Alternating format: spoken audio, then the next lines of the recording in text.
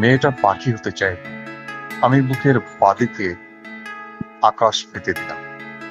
২-৪ দিন ইচ্ছে মতো ওড়াউড়ি করে বলল, তার একটা গাছ চাই।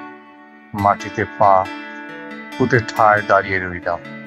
এ ডাল সে ডাল ঘুরে ঘুরে সে আমাকে শোনালো অরণ্য বিষাদ। তারপর টানতে টানতে একটা পাহাড়ি ঝর্ণার কাছে নিয়ে এসে বলল, তারও এমন একটা পাহাড় ছিল, সেও কখনো পাহাড়ের জন্য নদী হতো।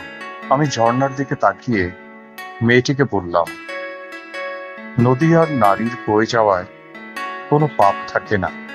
সে কিছু ফুটে থাকা ফুলের দিকে দেখিয়ে জানতে চাইল, কি নাম? বললাম, গোলাপ।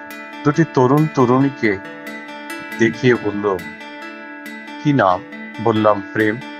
তারপর একটা সাউন্ডের দিকে দেখিয়ে জিজ্ঞেস করলো, কি নাম? বললাম, ঘর।